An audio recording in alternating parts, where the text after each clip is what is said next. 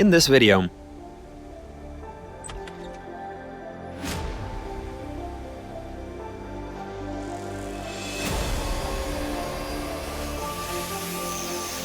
In ideal condition, and for the ridiculous price of $43,000. Hello everybody, and welcome to the Garage 54 Detailing Studio channel. You're watching Laundering. It's been a few hours since we've returned to base after delivering that Volga to its owner, who was very satisfied with the results.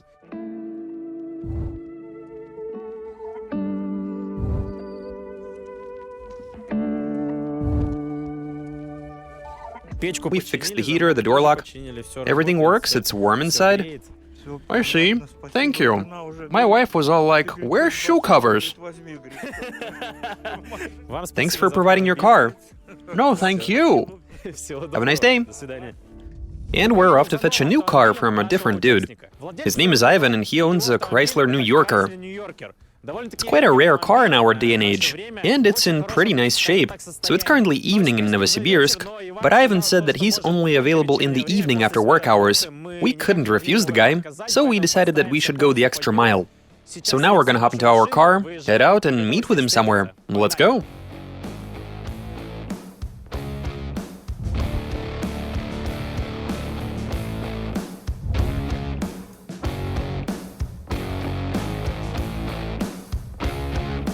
And here it is, guys, we've made it to the car. For some reason, we were expecting to find it on a parking lot or in a garage. After all, these are incredibly rare. On our way here, we had a look on Drom and saw just 2 on sale in all of Russia.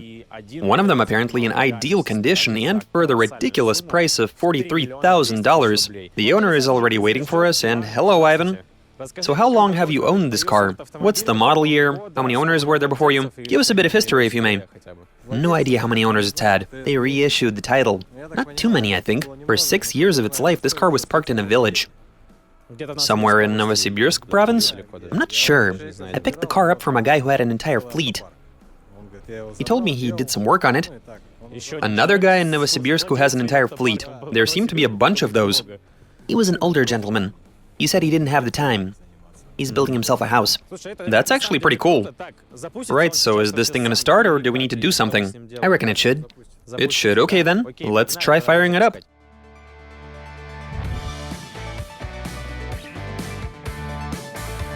The first attempt at starting it in a long time.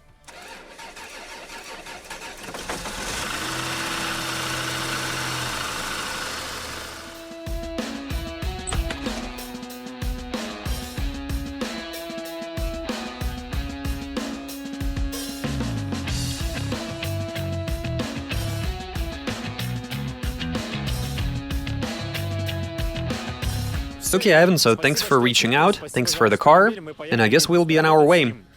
We'll give you a call in advance once we're done, so we might deliver it, or you can come along and pick it up yourself. Thank you, guys.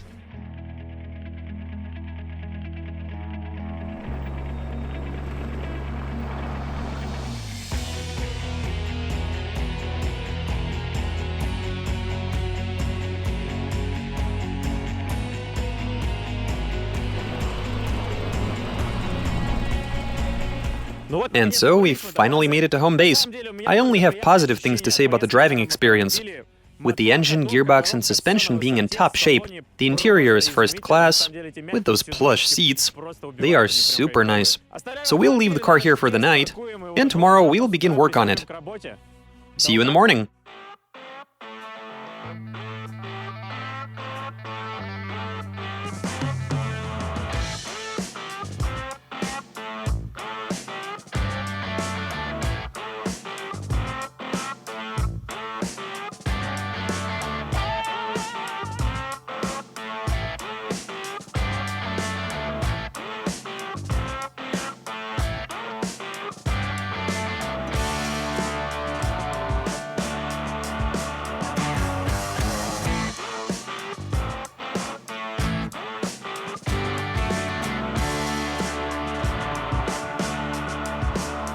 We'll let the car sit inside for a bit, to give the snow and ice a bit of time to melt.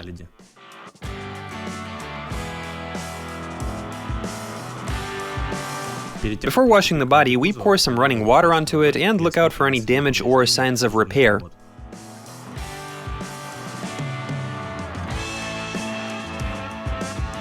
Yeah, you can tell that there have been repairs, and that the bug is already breaking apart. As not to knock these tattered bits off when washing the car, we'll try our best not to hit them head-on with pressurized water. After initial inspection, we apply our first stage compound onto the entire body and let it sit. This compound is what does most of the work, as in it removes most loose organic debris as well as traces of the salt and chemicals which they pour onto our city streets. The primary compound, when applied, closely resembles water, which allows it to get into the gaps and tighter spots, to loosen up any sand and dirt that's stuck in there. It does its thing for 3 to 4 minutes, after which we use a pressure washer to remove it.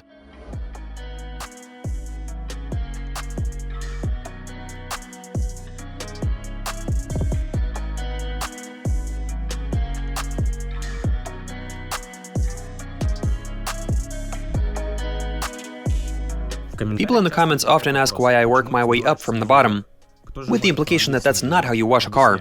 We do that in order to keep the entire process under control, starting from the lower left corner and going up diagonally until reaching the upper right-hand corner of the bodywork, as if we were trying to color that entire panel using a marker.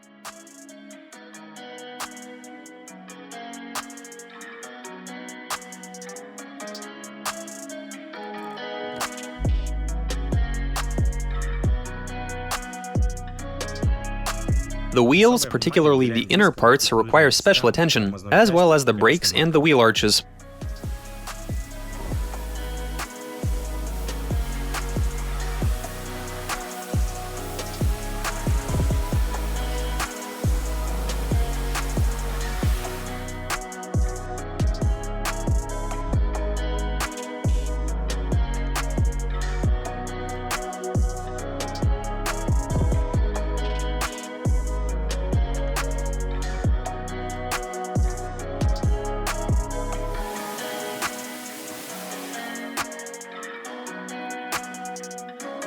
And let's not forget to open the doors and wash the rocker panels and door hinges.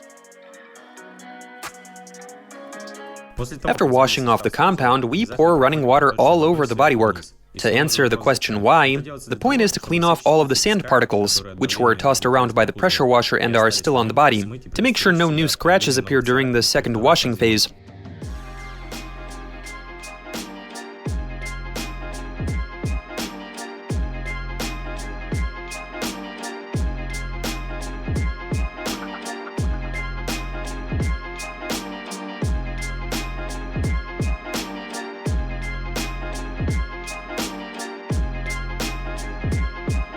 We take a flashlight and check to see if there's any bitumen on the body.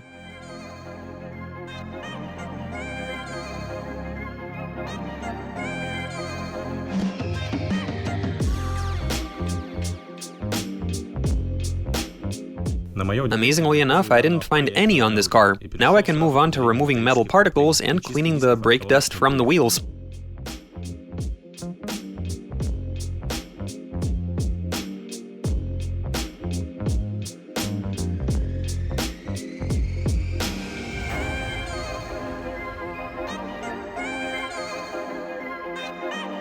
In order to remove this mixture, we apply some primary stage compound and carefully clean it off.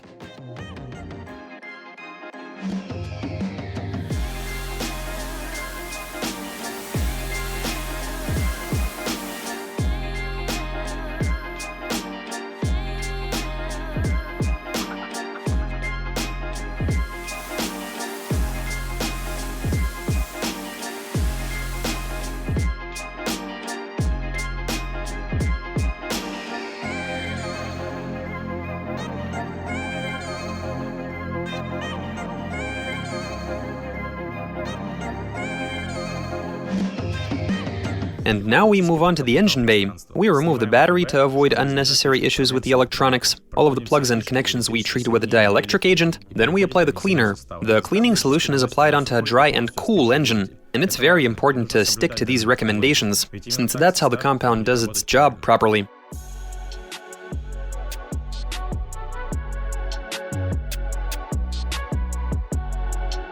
And now we take a synthetic wool brush and manually rub off any dirt that we see that has accumulated on the engine and associated components.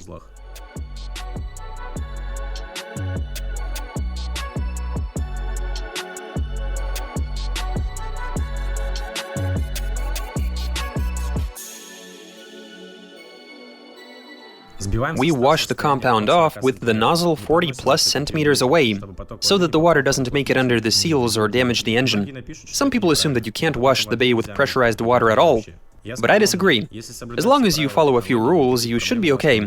If, of course, the motor and seals weren't previously damaged.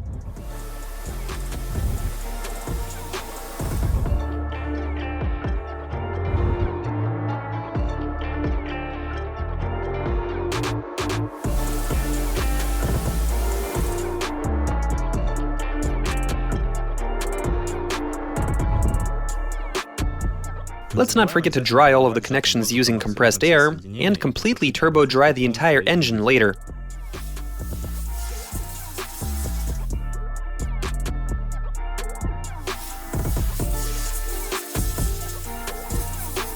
Now we continue to the second stage of washing the body, which implies spraying on a shampoo for manual washing with a high concentration of tensides. This is where we give the body, wheels, and tires a thorough wash, using a sponge, brushes, and a paintbrush. We'll start with the wheels, tires, and wheel arches, and we have to do all 4 corners.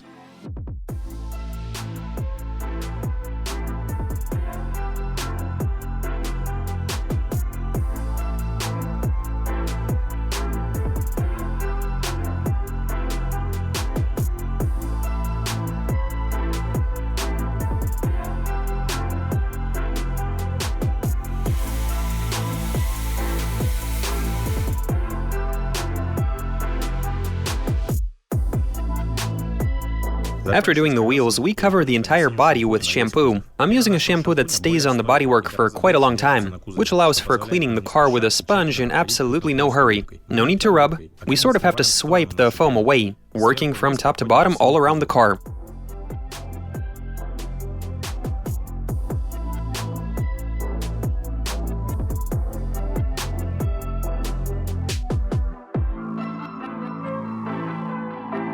Once we make it downstairs, we take a new sponge and clean the dirtiest bits, which are obviously the rocker panels, lower parts of the bumpers, and the areas around the arches.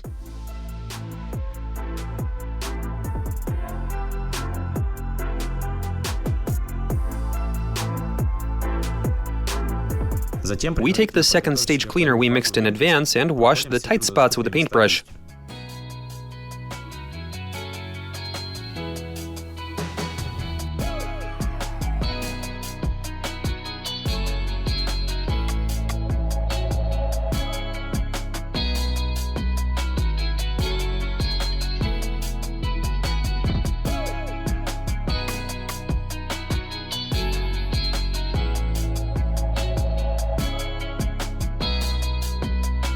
We wash everything off with pressurized water and wipe the body with a microfiber towel, and blow the water out from all of the seams.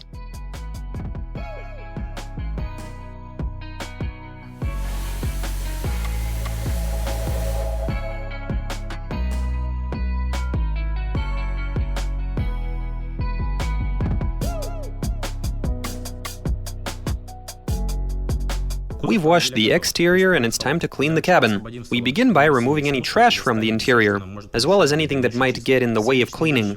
We'll stow away the owner's belongings. We remove the trim from the trunk, seats, the door cards, and the plastic on the pillars and rocker covers.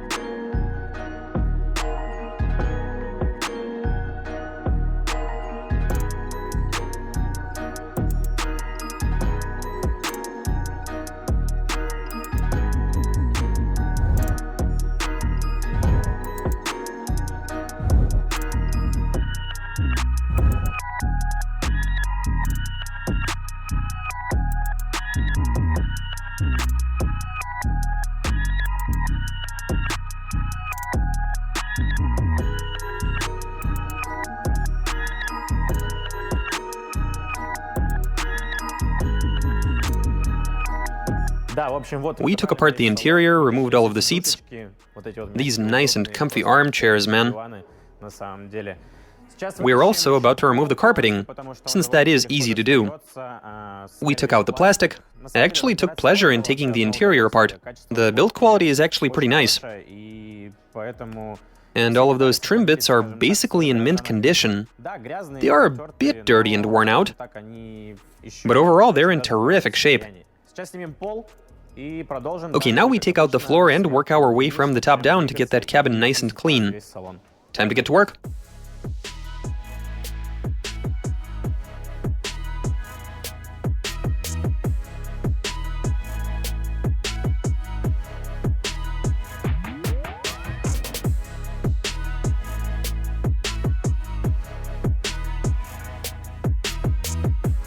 Before cleaning the headliner, I've decided to use a vacuum and a paintbrush to remove any dust from underneath the carpeting, among other places.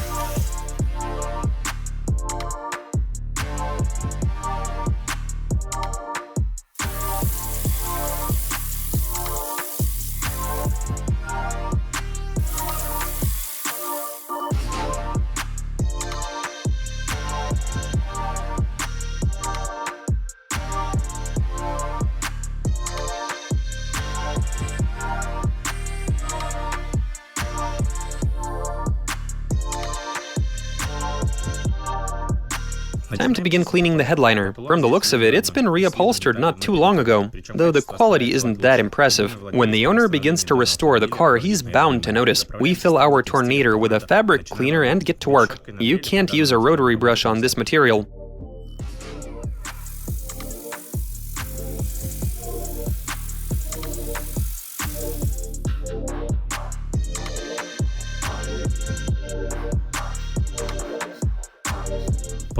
After applying some cleaner to the headliner, we use our wet cleaning vacuum to extract it, together with any filth that it's soaked up.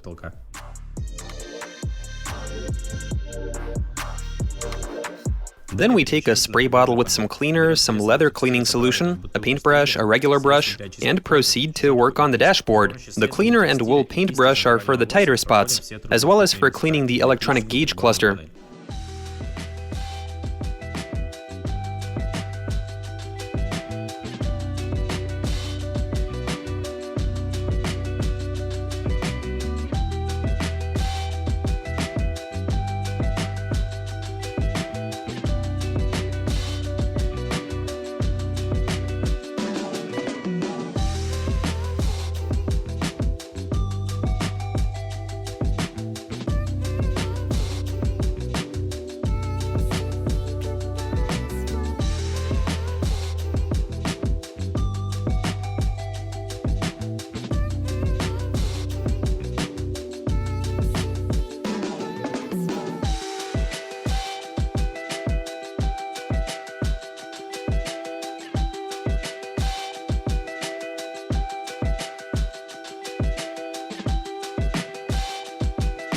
Now we spray some leather cleaner onto the leather and clean off any dirt with a brush. Then we wipe down the entire dashboard with some dry microfiber and start cleaning the plastic.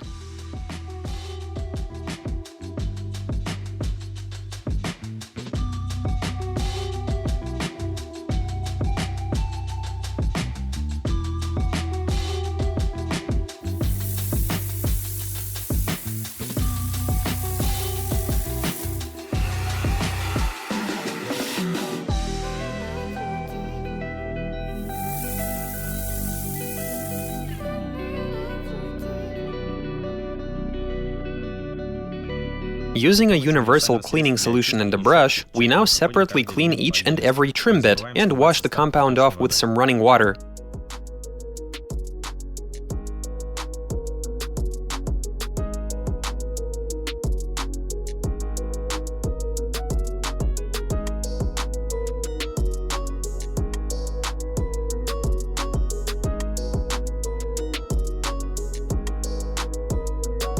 The woolly trim pieces we clean out and dry using a Tornator.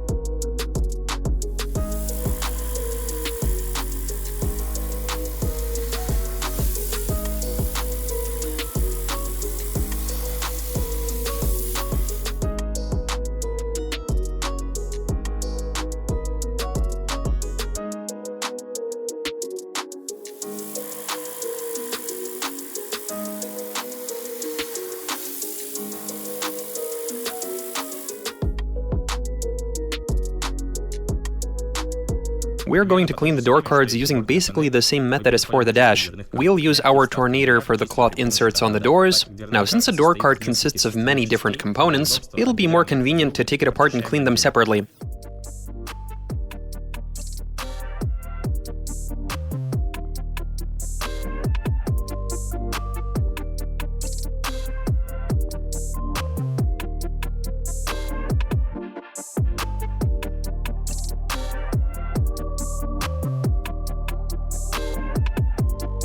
Let's not forget to wipe everything dry with microfiber and finish the job with our tornator. And then we do the other door cards.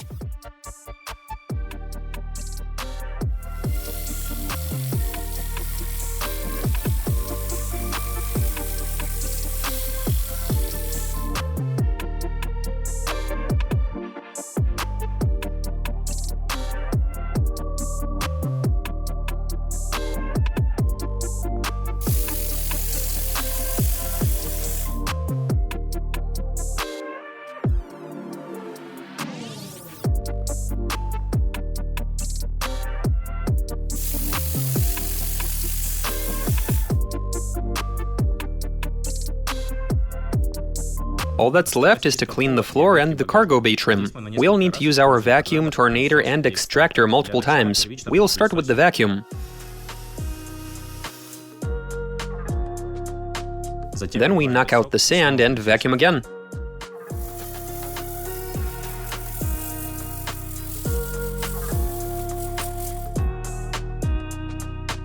We apply some cleaner and put our rotary brush to use.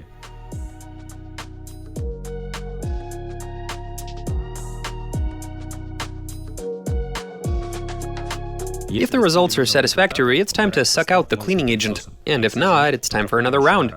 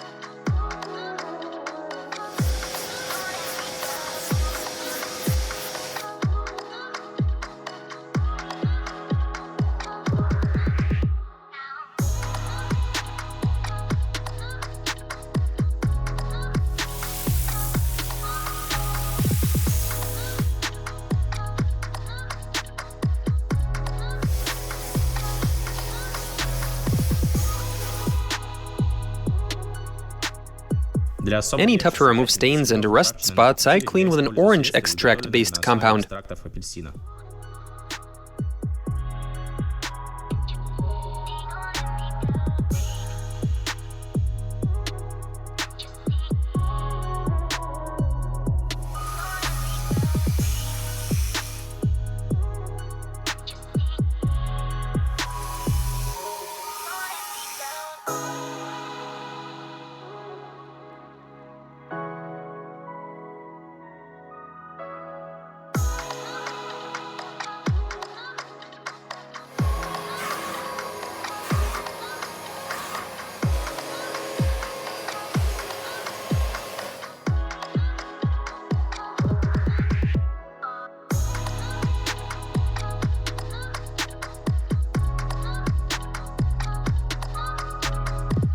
The water in the wet cleaning vacuum container shows just how much filth we collected.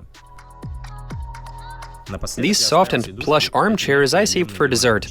We'll use our tornator and extractor to clean them. First we knock out all the dust, then we put some cleaner into our tornator and get to work. Later we'll suck the cleaner out using our wet cleaning vacuum.